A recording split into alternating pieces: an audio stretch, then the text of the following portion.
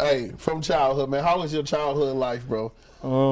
It's pretty good. I was really blessed to have, both my parents in my life.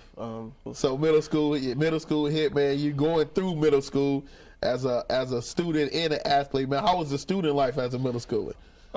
It was cool. In middle school, I wasn't a great student, but I wasn't bad. Like, I was average. Through this show, we strive to create a world where young individuals feel empowered to express themselves, where educators and students become partners in shaping the future, and where parents and young adults build bridges of understanding that span of generations. We aim to create a society where everyone's voice is heard, valued, and respected. Welcome to Coach's Corner. What's up? Welcome to Coach's Corner, and this is your host, Coach Cordell. We got another episode of Coach's Corner, man. I got my little brother. I knew this boy for about 8 years, man. I done seen him grow. To the young adult he is today. Man, what's up, Josh, man? What's going on? Hey, man, thank you for coming to the show, man. Appreciate you for having me. Introduce the people. Introduce yourself to the people, bro. My name's Josh Higgins. I'm from here. I play safety at Weber State. I appreciate you for having me. Hey, love it, man. Let's get into it, bro. Hey, from childhood, man, how was your childhood life, bro? It's pretty good. I was really blessed to have, both my parents in my life. Even though through a lot of things, like, it wasn't amazing, like, they made sure we never wanted for anything. From a little kid, like, I for sure knew I always wanted to play football. Like, me and my dad, all day, we used to sit and just watch. For me, I was a Bengals fan at first. It's Chad Johnson. Okay. Seeing Chad Johnson. Yeah. I remember, I don't know what game it was, but he did the celebration. He did the little soccer celebration right then and there. I was like, yeah, no, I want to play football. So always real football oriented, but for sure, like, I was blessed to have my family, my parents, it was really like a close-knit family, like, so that really made my childhood really nice. Got you. So when did you start playing ball? So I wanted to play in elementary school, yeah, but my parents didn't let me. They wanted to wait for, like, my bones to develop and me to get older and stuff. So 5th grade was when I really started. And then, 5th grade is when I started for real, but middle school is when it got, like, serious. They let me, like, they cut the leash off. They let me go for real when I was in middle school. So middle school hit, man. You going through middle school as a student and an athlete, man. How was the student life as a middle schooler? It was cool. In middle school, I wasn't a great student, but I wasn't bad. Like, I was average, Maybe low 3-point, maybe a little lower than that. Like, I did what I needed to do to kind of just get by. I never really was excelling in middle school like that.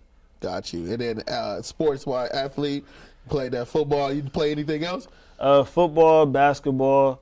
But in middle school like that, I was good, but I just never played. Like, I was small, I was undersized. Like, I was the one kid you see, like, we do drills and stuff. You'd be like, he kind of nice. Why he not? Why he not playing? So middle school, starting off, like, I wasn't getting no burn, no love, no nothing. Got you. So then high school hit, right? High school hit. So I've always been a late bloomer. So even in high school going through, like, as stuff progressed, I still was like the one kid we'd be doing like 7-on-7 before the season. And people be like, oh, he nice. And I wasn't getting no crazy burn like that. I really ain't played for real till my senior year. And it wasn't until like the end of my senior year. Dang. So before we even get to that point, bro, just the mental, right? Growing up, this is your sport you love. Yeah. And not really playing until your senior year. How did you even want to keep going? I've always been hard-headed. So I've always been the one to do. If somebody tell me I can't do something, I'm gonna try to do it. Yeah. I could get into it with somebody bigger than me. You could throw me across the room, I'm gonna run back. You don't have to keep doing it.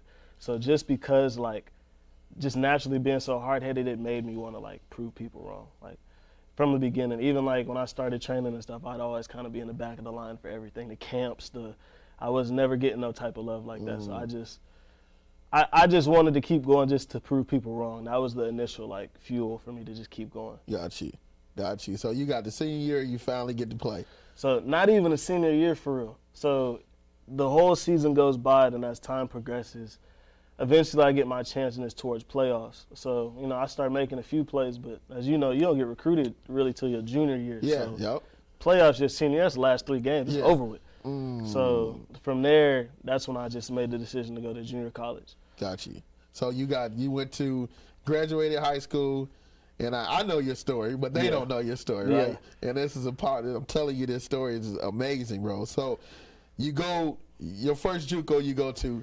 So the first JUCO I go to, in the beginning, so I came in and I was always been a late bloomer. So I graduated at 17. And so when I graduated, I was undersized. Right now I'm probably like 5'10", like 180, 185 pounds. When I graduated, I was about 5'6", 140. Damn. Undersized, no puberty, no peach, no nothing. So coming in, one of my advisors at the time, he's like, I think you should gray shirt. If you gray shirt, you take partial units, and then you can kind of let your body catch up to you. Because he's like, it's grown men you're going to be going against. Yeah. And in the beginning, I'm like, no, I've never not played football since late elementary school, middle school. So I'm not going to not play. Yeah. So I ended up listening, thank God. I gray shirted at Fresno City. From there, I worked, and I just trained that whole year. So that whole off season, I'm like, I'm going to just train.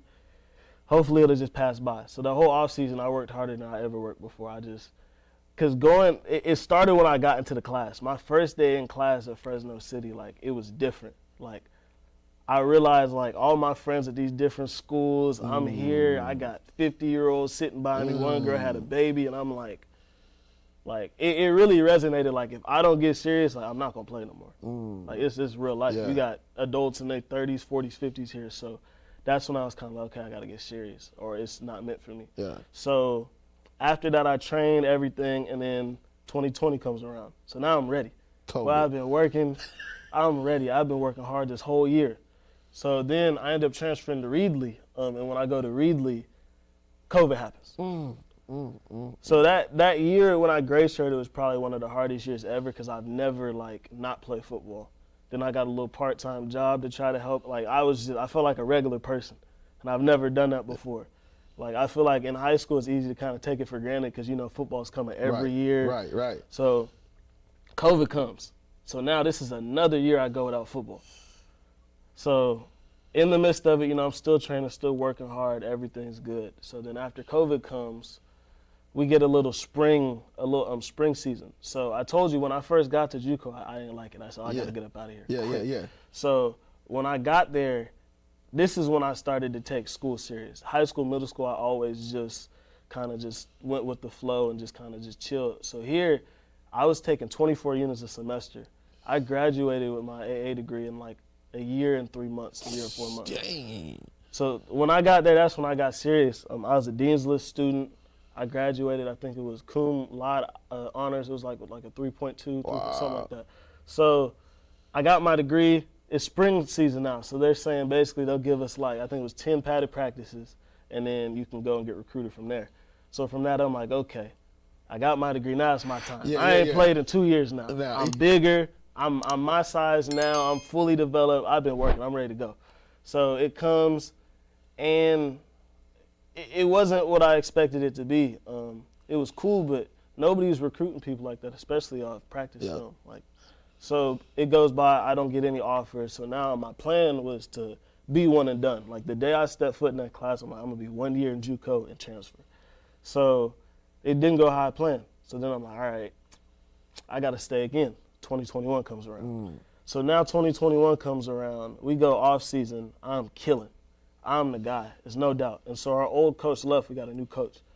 And so I'm killing, and so then all the way up until before our first scrimmage. I remember before our first scrimmage, I pulled my groin, but it was really bad. They said it was like a grade 2 groin pull. Yeah. And so I actually got a doctor's note saying I'm supposed to sit out for 6 weeks. I've been waiting for 2 years. I ain't sitting out nothing. Yeah. So I honestly, I never even told nobody. I just went and played. So I'm going through the whole off season, the whole little fall camp, and I'm obviously the guy. Like, I'm the number one guy. It's finally gonna be my chance to get some limelight. I'm gonna get some love. 3 days before we start to get in pads, my coach talks to me. He says, like, hey, we got a transfer coming from Florida. He plays your position. I'm like the state of Florida? He said, nah, the University of Florida. Oh, hey, God. So I'm like, damn. And so basically he's like, you got to be ready to compete. So I'm like, I mean, I'm here now, so I got to go through it. So the season goes and progresses, and I go from getting 10 targets every game, 10 targets every play. And I ain't mentioned I play receiver at this time. To getting maybe one. Maybe one. So now we go and we like week 7 and then he gets hurt. So now it's against Santa Rosa, I'll never forget it. And he's hurt, and so now I'm the guy. I had like, I think seven catches, 120 yards, touchdown, snap. Then the next game comes, I'm snapping. So now he's out for like 3-4 weeks. Now I'm starting to get my feet underneath me. A couple coaches follow me. I'm feeling good about myself. I'm like, yeah. So then he comes back, and then my targets diminish again. So now I done been here about 2.5 years. The season ends. I got some decent film, not the numbers I wanted, but I'm like, okay, I showed I could play. Like, I for sure. This is my first year ever really playing. Believe it or not, this year is when that Santa Rosa game, that was my first touchdown ever. Dang. Since you left high school? No, since tackle football. Whoa. I've always been in the back of the line, never played, never scored a touchdown, never nothing. Dang, I just got goosebumps off that, bro. Like, so I just got goosebumps from that, that's man. why I'll never forget that Santa Rosa game, because it was like an 80-yard touchdown. Like, that was my first ever in life at like 19, 20 years old. I literally just got goosebumps from that. Yeah. That's crazy. So that's unheard of, because, like, you know, if you've never scored, most people wouldn't continue to keep going. Right. That's what I'm saying. I always knew I could play. Like, I always would just sit there and be like, bro, I know I could play. So now it's time for off season. Now it's time for recruiting offers to start coming around. Yeah. I'm like, I got to get something. I showed what I could do. My film looked good. Nothing come around. I'm getting, you know, some NIA schools, a couple D2 schools, but nothing to what I want. You know, my dream's always been to play Division I football from the jump. So nothing that I've wanted. So now it's been about 2.5 years. I'm going to camps now, camp season, not getting nothing. You know, coaches tell me, oh, you still at Reedley? Still at Reedley. Okay. And so I'm still waiting, because now you got to keep in mind, I've had my degree for a year now. I've already had my degree, and I've stayed here this season when I already wanted to leave the year before, and nothing. So I'm just wasting time. I'm taking PE, run walking classes, like I'm just wasting time. So now my family's starting to look at me kind of like, you wasting time. Yeah. You done been here, like you staying, like. So they already were skeptical. So it's kind of like, basically it made it seem like I'm chasing something that's pointless. Like, so I tell them, like, okay, like, you know what, we're gonna go to these camps and I'm gonna get something. I promise I'm gonna get something. Camps don't go, nothing. So then, mind you, I already told them once I'm staying. Now I'm like, you know what? And it was at the Sac State camp. I really stopped almost mid-camp. I feel like I just got a feeling like, almost like the Holy Spirit talking to me like, bro, I need to come back one more year. Like, and in my mind, I'm not going to come back another year. I done been here 2.5. I hate JUCO. Like, I'm not. It literally, like, I stopped going mid-101 reps. I'm like, bro, I need to come back. Dang. So then I tell my family again, I'm going to come back. So now family members talking about some, like, are you serious? Like, you're going to be 3 years in JUCO? You've had your degree. It's going to be 2 years where you could have been towards another degree, and you just. So then, you know, you start to get the comments of, like, you scared to leave Fresno? Then I have family members giving me suggestions on what they think I should do. Like, oh, you've always been so smart. Like, you got your degree so quick. Like, I always dreamed for you to be a lawyer, and I always envision. It's not their vision. It's their vision. Yeah, your dream is not my dream. So everybody really looking at me with the side eye, like, he just. So even my family, I feel like they just kind of all just like, he just, whatever, just wrote me off. Yeah. So then I go to come back, and I'm sitting in the living room with my grandpa, and I tell him, like, you know what, like, Granddad, I think I should switch positions.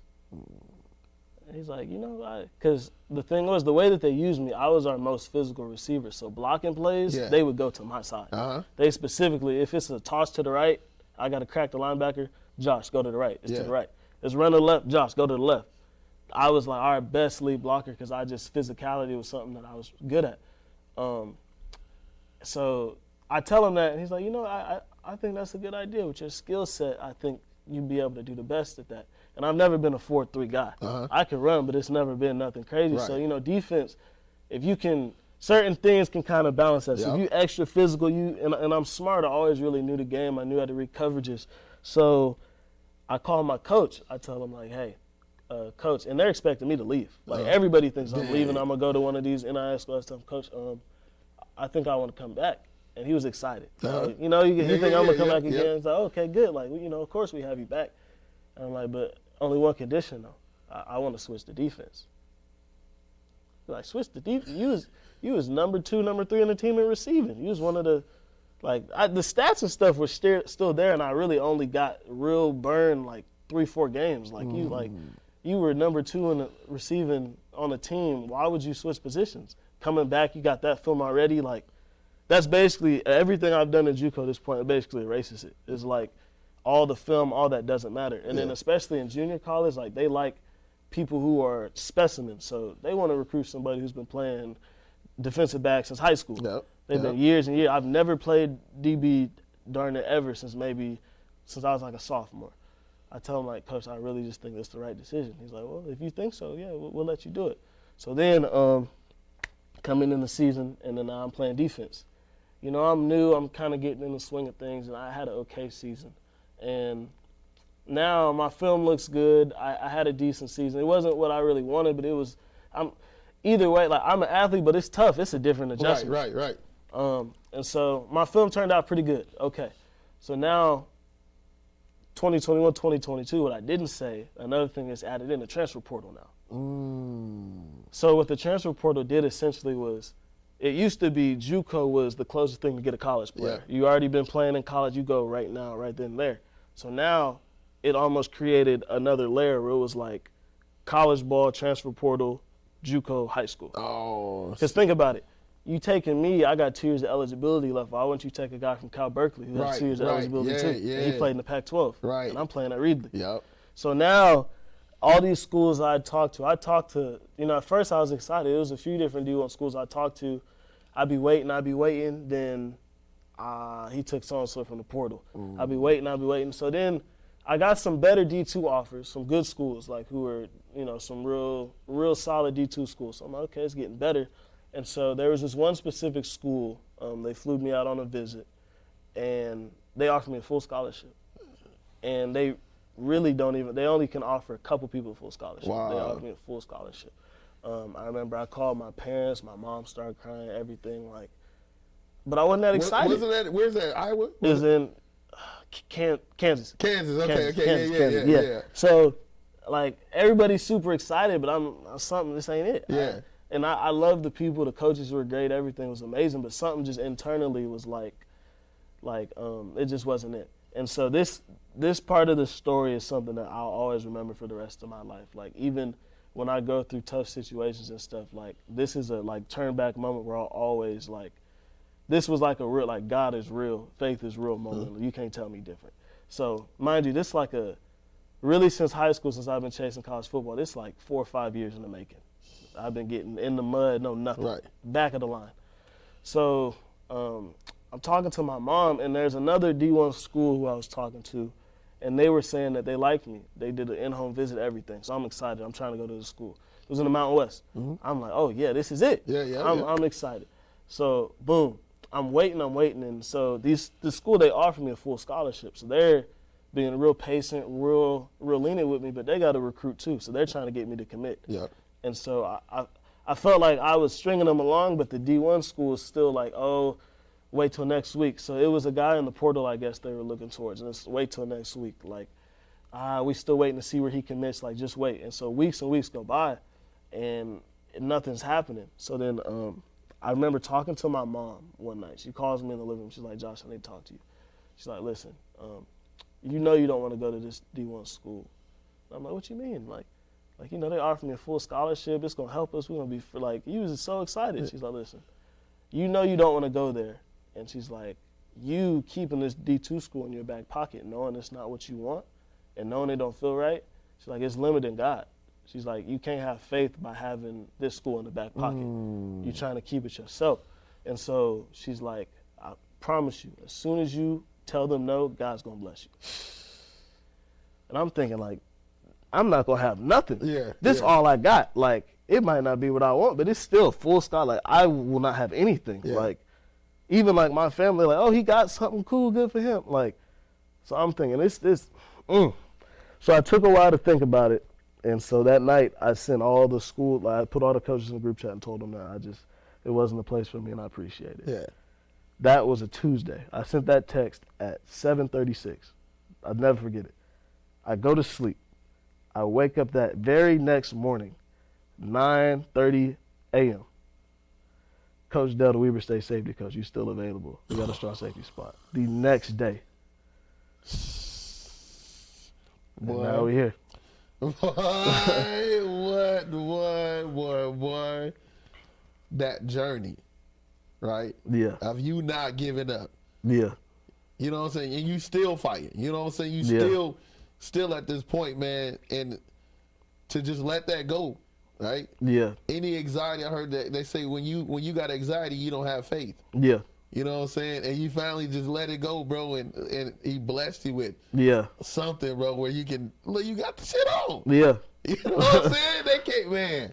That's all you needed to see, bro. Your faith is already high enough. Yeah. But now I know it's on a different level. Yeah, now it's almost unbreakable. Because, this was like a 5-year journey, and throughout it, there's a lot of frustrations that I can't even just articulate into words, like almost where I was frustrated with God, like, why would he put this in my imagination and it's not meant to be? Like, it's been 5 years. I got family saying, what are you doing? You've been in junior college 3 years. Yeah. You could have got your degree by now. Right. Like, and I'd be thinking, like, I know I'm not tripping. Like, I know God put this in my imagination for a reason. Like, I know I could play. Like, what is going on? Yeah.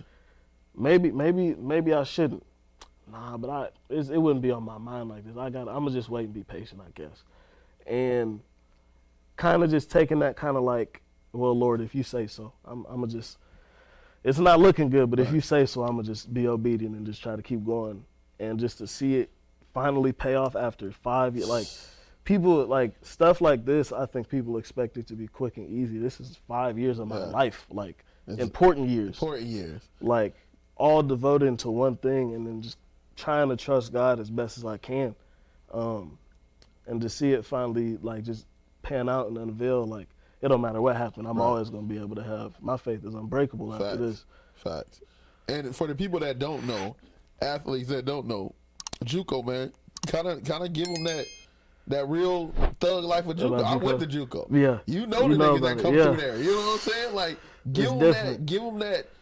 This is what happens when you don't. You know what I'm saying? Like, this is where you don't want to go type. The thing is, it's where you, and that's one thing. Like, even with my little brother, one of my biggest goals was to kind of let him use the things I went through so he don't got to go through. Yeah. Because it's something, I don't know a number, and I don't want to misquote a percentage, but majority of everybody doesn't make it out of JUCO. No, but, like, it is so difficult just because, and even, I was blessed to go to Reedley because they had a lot more support than most places, but and I was blessed to be home where I could commute, but just the things, my friends, you got my homeboys, 5 people in a 1-bed apartment, everybody on EBT, like, it's a real struggle. California doesn't give scholarships. So if you out there, you by yourself. I was extremely blessed and fortunate to have my family that I can lean on while I'm going through school, and I can commute, and I can use my mom's car to get to practice. Like, you got folks riding the bus, folks walking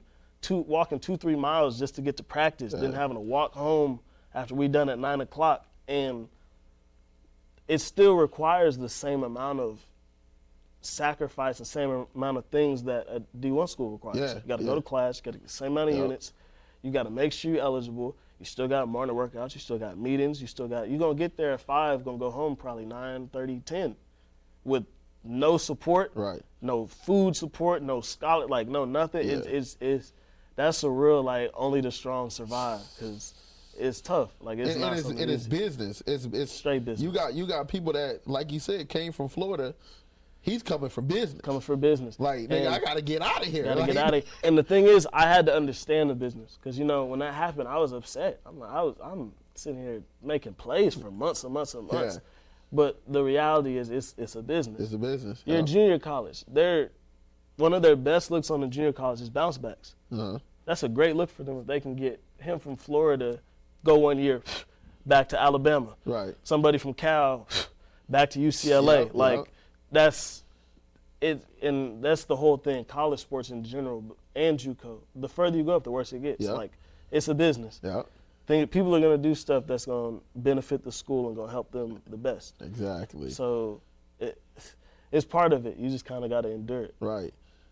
Man, no, I'm telling you, like, your story is amazing, and it's still getting written. Yeah. You know what I'm saying? And like I sent you that text the other day. Yeah. You know, I actually got it from a homie. You know what I'm saying? And I was like, this is perfect. Yeah. That's why I sent it to you. You know what I'm saying? And Yeah. that's almost the same story. Yeah. You know what I'm truly. saying? Like, but you got yours, man. And like, I just want you to know, man.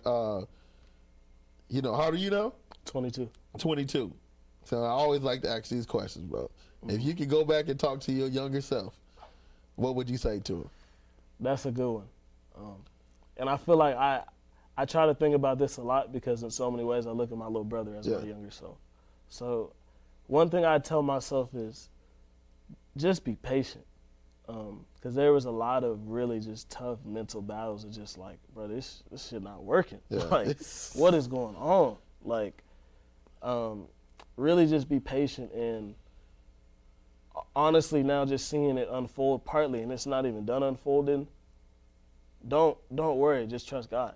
Even though I did, like, to some degree, like, I went through so much stress, so much just emotional, just turmoil, just like, bro, this is not working. This something got to shake because it's not working. I'm sitting here in my parents' house, grown, eating their food, and nothing is happening. Yeah. Like, it just almost at one point makes you feel like a failure.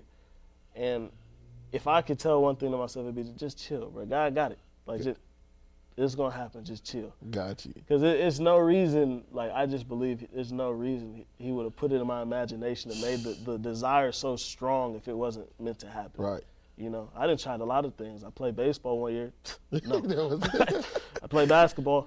No. Yeah. I tried to box. No. Yeah. So, like, I just chill. Just, if you really trust God, I feel like trust him. Like, don't let yourself and don't worry about what nobody's saying. If you're gonna trust him, really stand on that. Right. Really just be calm. Like, Yeah. be still. Yeah. That's probably the biggest thing I tell myself. Biggest thing. So what's your definition of fear? Fear, honestly, I feel like not trusting. When I get in my own, when I was getting in my own head, I was fearful. I wasn't gonna make it. I was fearful that one of my coaches back when I was in high school told me I'd never play football again, ever. He said I would never play football again. Like, so just kind of the fear of almost proving those people right. Like, I told you, just naturally as a young kid, I've always been just stubborn and hard-headed. So just the fear of not making it and not, like, I feel like that's what it is. Not trusting and just really just being anxious. You know, in the Bible it talks about be anxious for nothing. Yeah. Like, that's what I feel like fear is, being anxious and not just being still and letting God lead and direct your path. Because it's already written. Like, it don't matter what I do. My life is written. Facts. What's supposed to happen is going to happen. Facts. I can't change that. So, like, I feel like that's the biggest definition of fear. Man. So this is the last question I got for you, brother. I want you to give some words to that young athlete that's coming up. Yeah. You know what I'm saying? And struggling, you know what I'm saying? Don't have two parents in the household. Yeah. You know what I'm saying? That I'm trying to make it. Yeah. I want you to give them some words, man. That's your camera right there, bro. That's my camera right there? Yep. All right, so to the younger person out there going through it, even though I feel like I can speak on this too, because even though I was blessed to have my parents in my household, nobody in my family's ever done this. So for a lot of this journey, like, especially towards the end, and it felt the worst at the end. I felt like it was truly just me and God. Like, I felt alone. Like, I felt like nobody understood me. Nobody knew what I was going through. So the advice I give to him is really just, the only thing I had really was God. Like, I know I'm going to keep repeating it, but that's really the only thing I had to lean on. Like, honestly, it really felt like it was just me and God. And if I didn't have that, even at times if it wasn't as big as I should, just that small, like, hope and just reassurance, like, maybe he going to work it out. That was the biggest thing, because you can't expect other people to understand. Mm-hmm. Like, my family hasn't done this. They never played Division I football. They never went to, a lot of people didn't go to college. Like, so it's really, something like that, when you want to do something that's big and nobody around you has done it, all you have is God, because that's the only person who can kind of give you some type of comfort about it. Like, I didn't have any type of person to me who I felt I could relate. Like, I didn't have an older brother who played and he went through the ropes and went through JUCO. So especially for those kids who were struggling and coming from a tough environment, don't have their parents, at the end of the day, like, it's your dream. And I feel like the best thing you can have that can help you propel and just keep your mental stable and just keep taking one step at a time is just keep God first, honestly. Just prayer. That throughout that journey, it was so much just prayer and constant, just every day, almost just conversation with God, just trying to be able to pick my foot up, because it'd be tough. Sometimes it'd be dragging. Now, one little help I feel like would be God, just take one step just to go further. Right. So that's what I would really say. Man, y'all heard my little Brody, man. I just want to tell you, man, I'm super proud of you, bro. I love you, man. It. I just want to see you keep growing and keep doing your thing, man. Like, you're unbreakable right now. You know what I'm saying? And you're going to go through way more than with just this. Yeah. You know what I'm saying? So just win the day. You know what I'm saying? Every single day you can win the day. You don't know that future. You know, the past is gone. Yeah. Right? So win that day, little bro, man. And, man, let's get it, bro. Thank you for coming on that show, bro. Thank you for having me. Man, appreciate you, man. Y'all heard him, man. It's my boy Josh Higgins. Hey, that's Coach's Corner, man. It's your host, Coach Cordell, and we out. Thank you. Let's go. Come on, bro. Man, boy, hey, that boy's story is something, dog. What the? Bro.